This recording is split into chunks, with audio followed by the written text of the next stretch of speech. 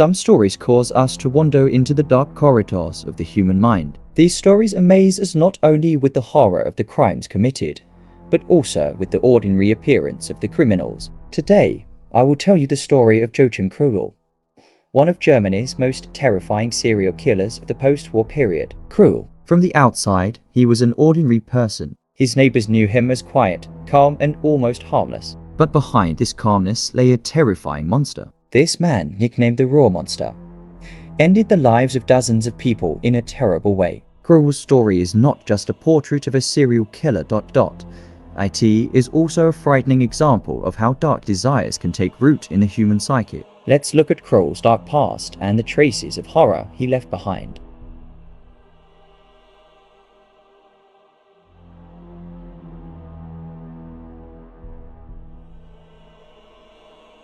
Joachim Kroll was born on April 17, 1933, in the town of Hindenburg, Germany. His family was a poor family representing the lower class of German society. The economic collapse brought about by the Second World War deeply affected the fate of not only the country, but also individuals. Kroll was born as the sixth child of a family of 9 children. Kroll's childhood was spent in poverty and neglect as his family barely made ends meet.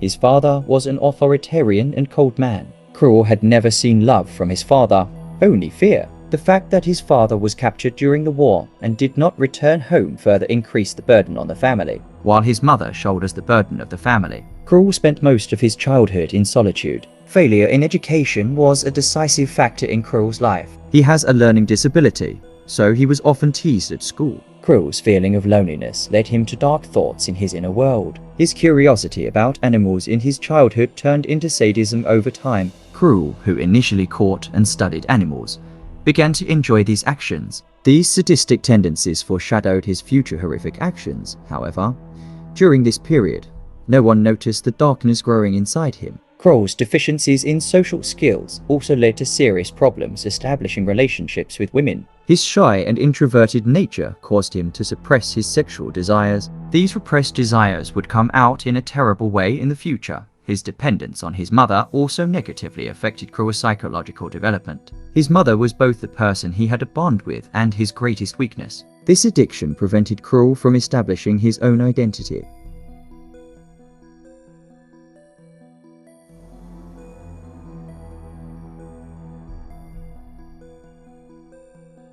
Kroll's dark past got off to a terrible start in 1955. His first victim was 22-year-old Irmgard Streel. Irmgard was returning home to the town of Wallstedt, but that day would not be an ordinary day. Kroll began to follow him. Watching for Irmgard's moment alone, he attacked her. Kroll strangled Irmgard to death. However, this murder was not just a murder. Kroll sexually assaulted the body and then began gruesome dismemberment. This murder was the brutal expression of the repressed desires accumulated inside Kroll. There was no sign of remorse on Kroll's face as he abandoned the body. The body was found a few days later. The scene the police encountered was horrifying. Irmgard's corpse had been subjected to a brutality beyond human understanding. However, due to the inadequacy of police technology at that time and lack of evidence, Kroll could not be traced. This was just the beginning for him. After his first murder, Kroll moved to select his other victims.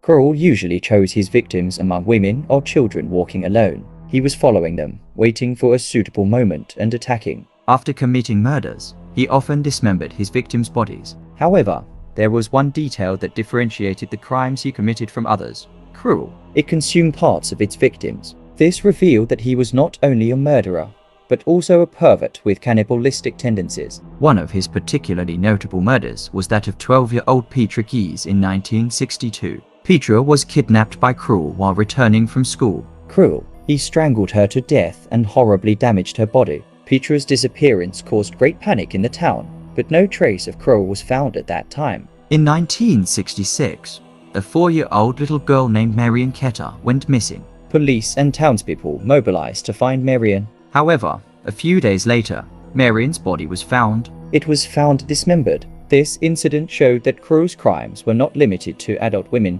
but also targeted innocent children. Each murder revealed that his perversions were getting deeper. Kroll explained his act of consuming the bodies of his victims by citing financial difficulties, according to him. This was a way to meet his meat need. However, this explanation could not hide the true darkness in his mind. These actions of his were motivated not only by a need, but also by a search for satisfaction.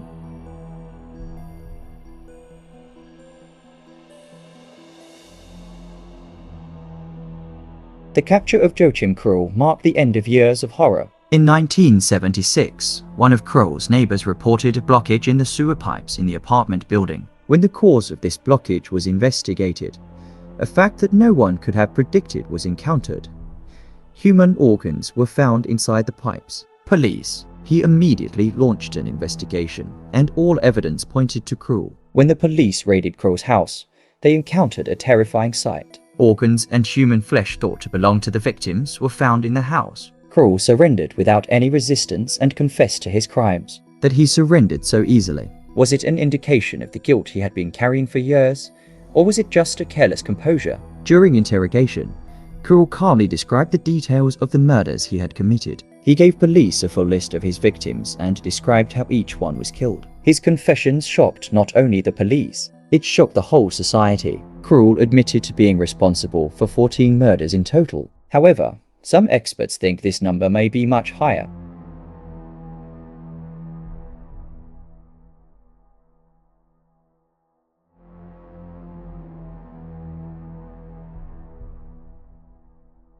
Kroll's trial became one of the most notable cases in Germany. During the trial, Kroll's calm demeanor and lack of any sign of remorse stunned everyone. In his defense, he said that he committed his crimes because he felt alone and excluded from society. However, he was far from convincing the court and the public.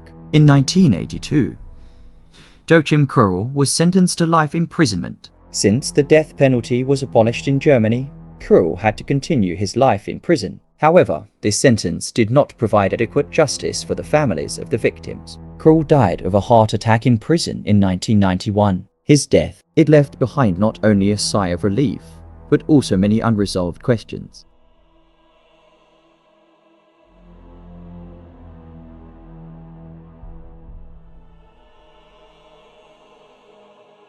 Joachim Kroll's story shows once again how difficult it is to understand the dark side of the human mind. His murders left deep scars not only on his victims, but on the entire society. This video not only tells the story of a terrible criminal, it also questions how such individuals emerge and the role of social structures in this process. Kroll's story will remain an unforgettable example of horror throughout history. Thank you for watching. Don't forget to subscribe to our channel for more content. See you in the next video.